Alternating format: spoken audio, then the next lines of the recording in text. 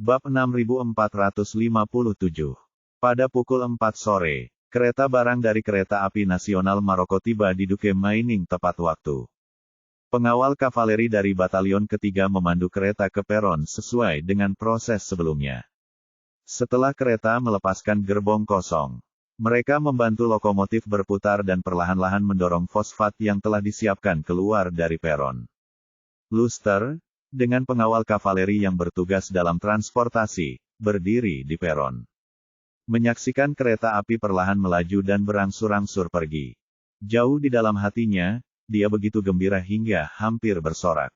Setelah kereta berangkat, tugas yang tersisa bagi semua orang adalah bersiap untuk evakuasi.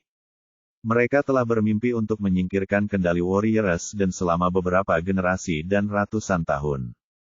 Dan sekarang hanya ada beberapa jam tersisa untuk mencapai tujuan ini. Setelah kereta berangkat, mesin-mesin teknik di area pertambangan tetap beroperasi. Setelah hari benar-benar gelap, mesin-mesin teknik tersebut digerakkan oleh pengawal kavaleri Batalion Pertama ke ruang terbuka di bawah gedung perkantoran. Satu demi satu, alat berat terus berkumpul. Semuanya rapat dan pemandangannya spektakuler. Pada saat yang sama, pengawal kavaleri Batalion Ketiga mulai menyambungkan pipa minyak. Karena Duke Mining memiliki sejumlah besar mesin konstruksi dan kendaraan yang perlu diisi ulang bahan bakarnya. Cadangan bahan bakar di sini sangat tinggi, terutama solar, yang menyumbang 60% hingga 70% dari semua cadangan bahan bakar, dan sisanya adalah bensin. Karena solar tidak mudah terbakar pada suhu dan tekanan normal, pasukan kavaleri menuangkan semua solar ke dalam kontainer tertutup besar di tambang dan pabrik pengolahan. Dan kemudian membakarnya dalam jumlah besar. Luster berkata kepada Charlie, "Tuan Wade, suhu tinggi dan tekanan tinggi yang dihasilkan saat bensin terbakar akan meningkatkan suhu dan tekanan pada mesin diesel tertutup dan semi tertutup ini. Dan pengapian tentu saja tidak menjadi masalah." Charlie mengangguk dan bertanya padanya, "Bahan bakar ini cukup untuk mengubah seluruh tambang menjadi abu, kan?" Luster berkata dengan gembira, "Cukup. Minyak dalam jumlah besar yang terbakar di tambang bawah tanah, pasti akan membakar semua bahan mudah terbakar di tambang. Dan semua struktur baja di tambang juga akan sangat terpengaruh. Pada saat itu, struktur penopang dan penahan baja akan kehilangan kekuatan karena suhu tinggi. Dan kemudian menyebabkan runtuhnya seluruh struktur tambang. Sama seperti prinsip runtuhnya gedung pencakar langit akibat suhu tinggi pada 911 XNUMX di Amerika Serikat. Sebagian besar konstruksi di sini dilakukan oleh pengawas, jadi saya sangat yakin akan hal itu." Luster berkata, "Selain itu, bangunan pabrik kilang sebagian besar berupa struktur baja. Suhu tinggi akan menyebabkan kinerja komponen penahan beban menurun dengan cepat. Selama api menyala selama puluhan menit, api itu pasti akan padam. Bangunan kantor utama adalah bangunan baja beton. Lantainya tidak tinggi, jadi kemungkinan terbakar dan runtuh tidak tinggi. Namun, kami masih memiliki bahan peledak campuran yang tersisa dari perluasan bawah tanah sebelumnya. Nanti saya minta saudara-saudara untuk menaruh bahan peledak di bagian-bagian yang menahan beban bangunan utama. Ketika saatnya tiba, peledakan kendali jarak jauh akan digunakan. Dan ledakan itu hanya akan menyulut api. Untuk kendaraan rekayasa ini, jika sudah dinyalakan, berton-ton solar di tangki akan cepat mencapai nilai kritisnya. Dan kemudian mereka akan menyebabkan ledakan satu demi satu. Dan mereka pasti akan hancur total." "Oke," Charlie mengangguk dan berkata, "Kamu bisa mundur dulu setelah kamu menyelesaikan ini. Saya akan tinggal di sini dan menunggu mereka datang." Luster tidak bisa menahan diri untuk tidak mendesah. "Saya juga ingin melihat tempat ini dihancurkan menjadi abu dengan mata kepala saya sendiri." Charlie tersenyum dan berkata, "Tidak masalah. Anda dapat mengungsi ke ketinggian yang aman sejauh 3 atau 5 km terlebih dahulu dan menikmati pertunjukan kembang api malam ini dari kejauhan." Luster bertanya dengan penuh semangat, "Tuan Wade, apakah ini benar-benar baik-baik saja?" Charlie mengangguk dan berkata, "Kita akan mengejutkan mereka malam ini. Namun jika Anda terlalu dekat, Anda pasti akan meninggalkan petunjuk saat Anda mengungsi. Aku akan tinggal di sini sendirian. Di sini, Kami dapat memastikan bahwa mereka tidak akan menemukan petunjuk berharga apapun. Anda akan berada beberapa kilometer jauhnya, dan akan sulit bagi mereka untuk menemukan Anda untuk sementara waktu. Jadi Anda bisa melakukan evakuasi dengan tenang pada saat itu. Berbicara tentang hal ini, Charlie berkata, tapi Anda harus ingat bahwa jika ledakan itu terjadi pada jam 12, Anda harus bergegas ke pabrik makanan sebelum pukul 6. 100 km jauhnya, tidak masalah. Luster berkata tanpa ragu, Tuan, jangan khawatir. Tidak akan ada masalah. Saudara-saudara yang tersisa semuanya adalah pejuang. Dan kebugaran fisik mereka jauh lebih kuat daripada pelari maraton terbaik. 20 km dalam 1 jam bukanlah masalah sama sekali. Oke, kata Charlie. Kalau begitu, biarkan Master Wan dan kamu memilih tempat yang cocok untuk menikmatinya dari kejauhan malam ini. Setelah itu dia menatap Ria dan berkata, Nona Song, meskipun kultivasi Anda disegel sementara, kau seharusnya tidak akan kesulitan menghadapi intensitas gerakan cepat ini, kan? Ria mengangguk dan berkata, Tuan Wade, jangan khawatir, saya tidak akan tertinggal. Charlie berkata kepada Joseph, Joseph, kamu akan memimpin tim malam ini. Bawa semua orang ke pabrik makanan segera setelah ledakan. Jangan menungguku, aku akan menyusulmu. Joseph segera berkata dengan hormat. Baik, Tuan Wade. Pukul 10 malam, Luster menerima panggilan dari utusan khusus Mordred. Melalui telepon, dia memberitahu Luster bahwa konvoi perdagangan Mor telah berangkat dari Casablanca. Dan diharapkan tiba di Duke Mining tepat waktu. Bab 6458. Pada saat yang sama, semua pengawal kavaleri telah melakukan persiapan akhir sebelum evakuasi. Luster menyerahkan remote control kepada Charlie dan berkata dengan hormat. Tuan Wade, ini adalah detonator. Bahan peledak ditempatkan di bawah tanah, di pabrik, dan di gedung perkantoran. Saat Anda menekan detonator, semua bahan peledak akan meledak pada saat yang sama. Perangkat pengendali jarak jauh detonator nirkabel tampak seperti telepon satelit luar ruangan. Besarnya sama dengan telepon seluler pada tahun 1990-an. Ada layar LCD di tengah dan antena daya tinggi vertikal di atas, yang jauh lebih besar dari antena walkie-talkie biasa. Luster memberitahu Charlie cara mengoperasikan detonator. Setelah memastikan tidak ada masalah dengan proses pembukaan kunci dan peledakan, dia berkata kepada Charlie, Tuan Wade, harap perhatikan keselamatan. Joseph datang kepada Charlie dan berkata dengan hormat, Tuan, saya akan pergi duluan. Harap berhati-hati. Charlie mengangguk dan berkata, pastikan untuk memperhatikan sepanjang jalan. Dan jangan meninggalkan jejak atau petunjuk apapun. Saya mengerti. Beberapa menit kemudian, Joseph meninggalkan Duke Mining bersama Ria dan sekelompok pengawal kavaleri yang bertahan sampai akhir. Hanya Charlie yang tersisa di seluruh fasilitas penambangan. Charlie datang ke daerah pertambangan Duke Mining.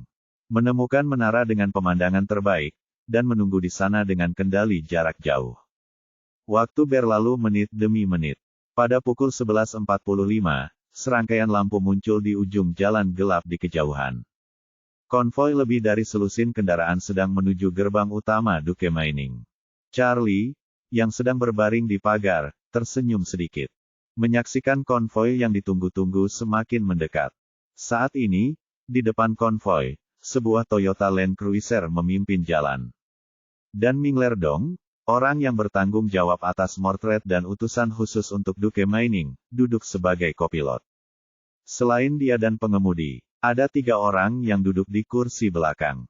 Orang-orang ini adalah tulang punggung Mordred dan orang kepercayaan Mingler. Melihat mereka tidak jauh dari Duke Mining, Mingler berkata, kalian, bergembiralah sebentar. Kali ini, Duke Mining bukan hanya tentang kelompok pengawal kavaleri Luster, tetapi juga seorang wakil gubernur yang disepuh emas. Berperilakulah dengan baik di hadapan deputi, dan jangan biarkan dia tidak puas dengan Anda. Beberapa orang langsung mengangguk, dan pengemudi itu berkata, jangan khawatir, utusan khusus, kami pasti tidak akan mengecewakanmu. Ya, Mingler bersenandung puas, kemudian melihat sekeliling dan bertanya dengan bingung. Bukankah Duke Mining beroperasi 24 jam sehari? Mengapa area pertambangan gelap dan semuanya berhenti? Sopir itu buru-buru berkata, bukankah ada perubahan darah besar malam ini? Berhenti sejenak adalah hal yang wajar. Setelah mengirimkan batch ini, kami harus menunggu batch berikutnya dikirimkan. Untuk berbagai pengaturan penjadwalan, pasti lebih nyaman untuk menghentikan pekerjaan. Betul, Mingler menghela napas dan berkata, perubahan darah yang besar memang agak kejam bagi para penjaga kavaleri ini. Saya telah berhubungan dengan Luster selama bertahun-tahun. Dan saya memiliki sifat pemarah terhadap orang ini. Saya merasa tidak enak dengan perubahan yang mereka alami. Sekarang saya hanya bisa berdoa dalam hati agar hal itu tidak terjadi pada kami. Seorang pria di kursi belakang bertanya dengan gugup, Tuan, apakah hal ini akan terjadi pada kami? Bagaimana saya tahu? Mingler berkata tanpa daya, untuk hal semacam ini, mereka hanya akan memberitahuku jika aku perlu bekerja sama dengan eksekusinya. Kalau tidak, aku tidak akan kentut. Jika suatu saat hal itu benar-benar terjadi pada kita, kita hanya bisa menurut. Pria itu berkata dengan sedih, anakku bahkan belum berusia 1 tahun. Jika itu benar-benar terjadi pada kita, aku mungkin tidak akan pernah melihatnya lagi dalam kehidupan ini. Mingler terbatuk 2 kali dan berkata, ahem, oke. Tidak ada gunanya mengatakan omong kosong ini. Dengarkan saja ketetapan Tuhan. Sebelum ada perintah yang jelas, hargai hari-hari yang akan datang. Beberapa orang mengangguk dengan putus asa. Saat ini mobil pertama telah tiba di gerbang pertambangan. Meskipun Duke Mining sedang bersinar terang pada saat ini, tidak ada seorang pun yang menjaga gerbang. Saat konvoi datang, tidak ada yang datang untuk memeriksa keadaan atau membuka pintu. Yang membuat Mingler sedikit bingung. Dia mengerutkan kening dan menatap gerbang yang terang benderang, sambil bergumam. Ada apa dengan Luster? Mungkinkah dia mulai mengendur saat dia tahu dia akan digantikan? Setelah itu, dia mengeluarkan ponselnya dan meneleponnya. Pada saat ini, mata Charlie tertuju pada konvoi yang berhenti satu persatu di gerbang Duke Mining. Dan jarinya telah membuka kunci detonator. Dia tidak menyuruh siapapun memasang bahan peledak di dekat gerbang. Jadi sekali meledak, tidak akan melukai orang dalam konvoi. Charlie bermaksud agar mereka tetap hidup sehingga mereka dapat menyampaikan berita langsung ke kantor Gubernur Angkatan Darat Kanan dan Victoria. Di dalam Land Cruiser, Mingler mengerutkan kening dan bergumam. Aneh, teleponnya tidak diangkat, asistennya masih di sini, mungkinkah orang-orang ini memberontak? Pemberontakan. Sang pengemudi tak dapat menahan diri untuk berkata, tanpa penawarnya.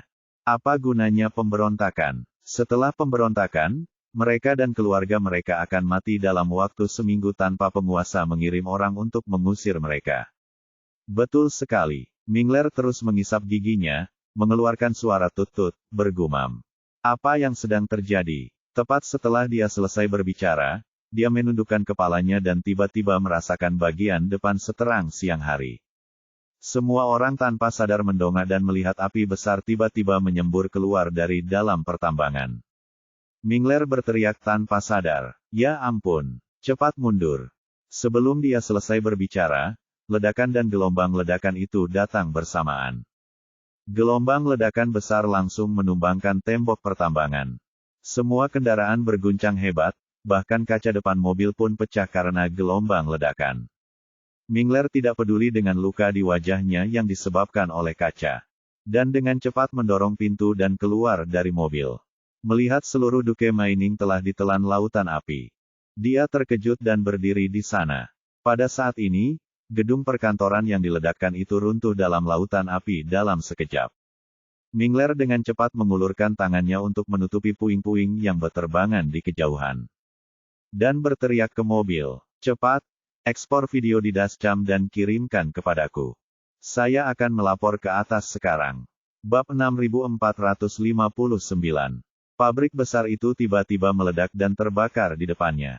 Dan seluruhnya dilalap api. Meskipun Mingler terkejut, dia juga tahu dalam hatinya bahwa hal sebesar itu harus dilaporkan kepada atasannya sesegera mungkin. Pada saat ini, mesin berat juga mulai meledak dan terbakar terus-menerus. Dan beberapa bahkan melemparkan tangki bahan bakar dan komponen mekanis yang terbakar ke langit. Seluruh Duke Mining bagaikan pertunjukan kembang api besar. Ledakan dahsyat terus berlanjut. Mingler mengambil gambar sambil menghindari berbagai puing yang jatuh dari langit. Dan kemudian segera menelepon atasannya. Seorang Tongzi yang bertanggung jawab atas semua utusan yang menetap. Tongzi menjaga pelat penukaran uang malam ini di kantor gubernur. Di layar besar di depannya, beberapa garnisun kantor gubernur tentara kanan ditandai di peta. Disajikan dalam bentuk titik terang. Di atas setiap titik terang, ada 2 busur. Masing-masing terhubung ke titik terang lain yang berbeda. Salah satunya ditandai dengan tanda panah keluar. Dan yang lainnya ditandai dengan panah ke dalam. Panah luar mewakili tujuan dari kelompok pertama pengawal kavaleri yang akan digantikan dari garnisun ini. Dan tanda panah yang mengarah ke dalam melambangkan titik keberangkatan pasukan pertama pengawal kavaleri yang akan digantikan dari garnisun ini. Karena garnisun kantor gubernur tentara kanan semuanya berada di Eropa dan Afrika. Dan perbedaan waktunya tidak besar. Gelombang pertama pertukaran akan selesai dalam 6 jam ke depan. Dan tugas terpentingnya saat ini adalah memastikan bahwa pertukaran gelombang pertama selesai tepat waktu dan lancar. Tepat saat dia menunggu utusan melaporkan bahwa gelombang pertama anggota pertukaran sudah siap berangkat, Mingler menelepon. Ketika dia menerima telepon dari Mingler saat ini, dia sedikit gelisah, karena sesuai dengan waktu yang disepakati. Semua garnisun akan mulai 10 menit kemudian, yang merupakan tengah malam waktu Maroko. Saat ini, gelombang pertama pengawal kavaleri dari berbagai tempat belum berangkat. Jadi mengapa utusan Maroko menelepon? Meski gugup, dia segera menjawab telepon dan bertanya. Ada apa meneleponku sekarang? Mingler menghindari puing-puing ledakan dan berteriak. Sesuatu yang besar telah terjadi, Tuan Tongzi. Duke Mining telah meledak menjadi lautan api. Apa? Tongzi tiba-tiba merasa seolah-olah telah jatuh ke dalam gudang es. Dia melompat dari kursinya dan berteriak. Apa yang terjadi? Apakah ada kecelakaan keselamatan? Tidak. Mingler menatap api di depannya dan bergumam. Ini sepertinya bukan kecelakaan. Semuanya terbakar. Gedung perkantoran, kilang minyak, gudang, asrama, oh ya. Gedung perkantoran itu tampaknya runtuh. Ses. Tongzi berkata dengan panik. Mungkinkah itu sama dengan Siprus? Mingler adalah utusan khusus untuk Maroko. Meskipun dia telah mendengar tentang apa yang terjadi di Siprus. Sebagian besar berasal dari berita luar. Dia tidak tahu situasi spesifiknya. Jadi dia tidak berani menanggapi dengan santai saat ini. Setelah berpikir sejenak, dia berkata kepada Tongzi. Tuan, saya punya video langsung di sini. Ledakan itu terjadi setelah kami tiba. Catatan mengemudi di mobil tersebut harus sangat jelas. Saya akan mengekspornya dan mengirimkannya kepada Anda. Tongzi buru-buru berkata, cepat, kirimkan padaku. Mingler segera berkata, baiklah, Tuan, harap tunggu. Setelah itu, dia buru-buru berkata, ngomong-ngomong, Tuan, saya rasa musuh mungkin sedang mengawasi di dekat sini.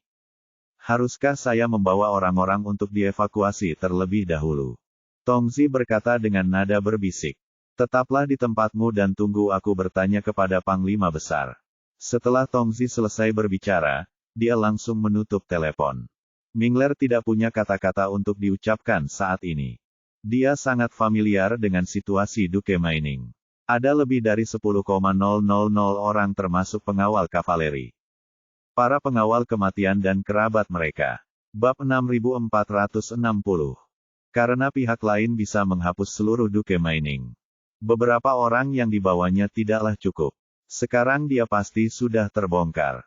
Jika dia masih diizinkan menunggu di sini, apa bedanya dengan menunggu untuk mati? Namun, karena Tongzi telah mengatakan demikian, dia tidak punya pilihan selain mendesak pengemudi untuk segera mengiriminya video yang diambil oleh kamera dashboard. Dan pada saat yang sama, dia juga mengirim semua konten yang baru saja diambilnya saat dia keluar dari mobil ke Tongzi. Pada saat ini, Tongzi tidak segera menghubungi Panglima Besar John. Dia tidak berada di tempat kejadian dan tidak melihat situasi di tempat kejadian. Dia tidak berani melaporkan begitu saja.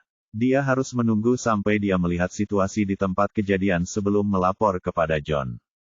Tak lama kemudian, 2 video kejadian itu pun terkirim ke ponselnya. Saat dia melihat video itu, dia sudah dalam keadaan tegang dan tegang.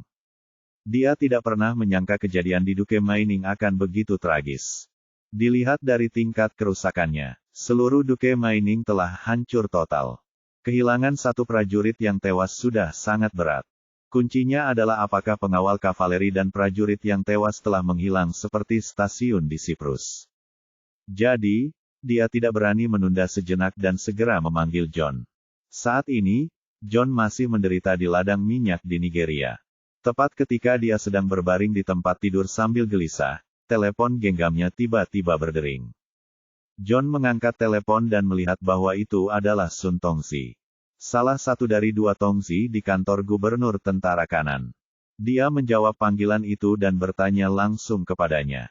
"Tongzi Sun, ada apa menelepon selarut ini?" Sun Tongzi berkata di ujung telepon dengan suara yang hampir menangis. "Panglima besar, ini buruk. Sesuatu yang besar telah terjadi." Jantung John berdebar kencang dan dia tiba-tiba duduk, sambil bertanya tanpa sadar. Sesuatu yang besar telah terjadi.